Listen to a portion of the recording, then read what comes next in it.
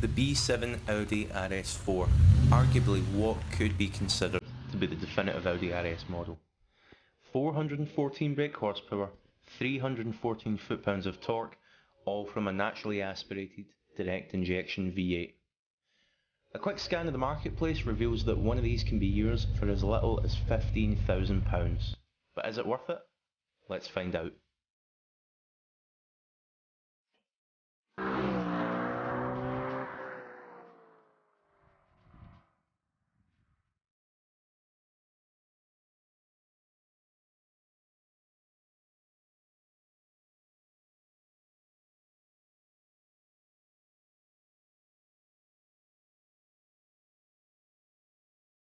As a package, the Audi RS4 has always been a compelling prospect, mainly due to its ability to blend its blistering performance with its everyday practicality. 4 doors, a big boot or trunk for our American viewers, and lashings of creature comforts, from heated seats to electronic window blinds, means that it's just so usable. The Quattro all-wheel drive system also means that regardless of the weather, the performance can always be accessed too. This is a very important thing living in Scotland, where it can literally snow on a summer's day.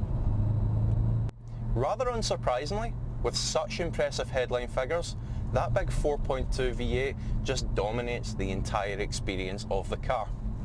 At 1,650 kilograms, the B7 is not a lightweight sports car by any stretch of the imagination. However, thanks to that glorious engine, it still manages the 0 to 60 sprint in a very brisk 4.6 seconds and onto a limited top speed of 155 mph. It's not only that, but it's the way the power's delivered. It's done in such a characterful way. It loves to rev, and rev it does, all the way to its 8,200 RPM red line.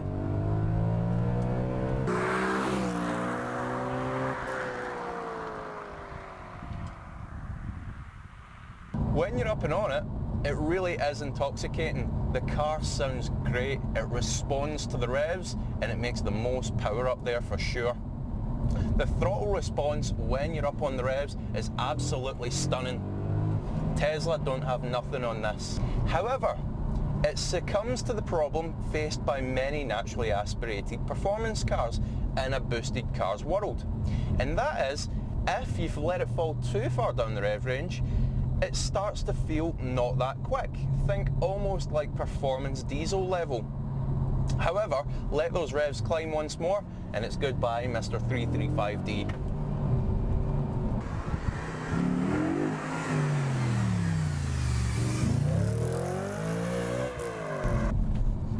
Now thankfully, staying on top of those revs is an absolute joy, using the gorgeous 6-speed manual gearbox, which was the only option for this car. It manages to achieve the difficult combination of engaging gears incredibly efficiently and easily while still feeling really involving and accurate. The Quattro system makes use of every one of those German horses too. Traction just isn't an issue, even on streaming wet roads with the summer biased Michelin tyres this car's currently using.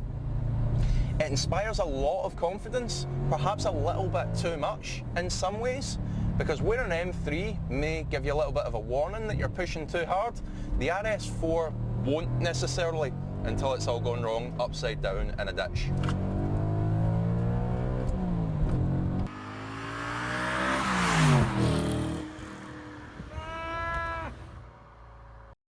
The torque split is 60% to the rear and 40% to the front, to give the car dynamics slightly more akin to that of a rear-wheel drive car. This works really nicely, and the car just has this inherent balance about it. And in certain circumstances, you can even neutralise the car mid-corner by using a touch more throttle. Now in more traditional all-wheel drive setups, dare I say it from our friends at Audi, the car may be more inclined to wash wide, wherein the RS4 will actually start to neutralise with the addition of that extra throttle. This car still has its original factory suspension fitted, which is rare because it is notoriously unreliable. It was unreliable when the cars were new, never mind 11 years old. Now the RS4 used Audi's DRC system, still fitted to some newer Audis as well. Known as dynamic ride control, it's a purely mechanical system with no software input, which is great because it means it's entirely lag-free. Essentially, each of the dampers are diagonally linked with the aim to reduce body roll. So if we pitch into a right-hand corner or a left-hand corner, the system accommodates and props up that side of the car. Now the huge benefit to this is that we don't need to have an unforgiving spring rate in order to retain high levels of composure when we push hard. Road imperfections are just shrugged off. In fact, what I would say is try driving an RS4 with this original DRC system fitted and not coilovers, and I bet you're surprised at how supple the car is. Now there are two options which I would like to highlight fitted to this car that for me just go such a long way to making the car as special as it is.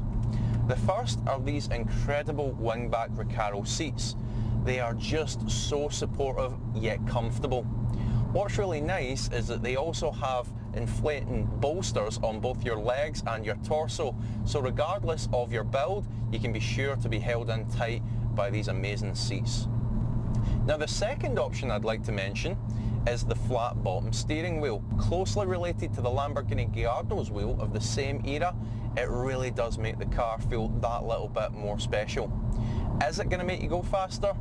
Probably not, but boy it looks cool. Now the B7 RS4, it's an incredible car. However, for that reason, it carries with it a hint of sadness. Sadness because it kind of feels like an ending.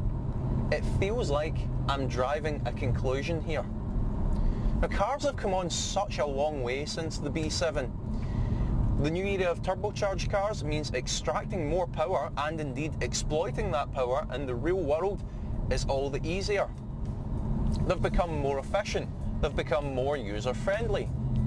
However, you cannot deny that there is something just so inherently special about having that big V8 performance linked to a gorgeous manual gearbox. Sadly, cars like this they've kind of had their day, and I don't think they're going to be coming back. And that's why I bought this very car. This is my RS4. Why did I buy it? Well, I don't think I'm going to get another chance.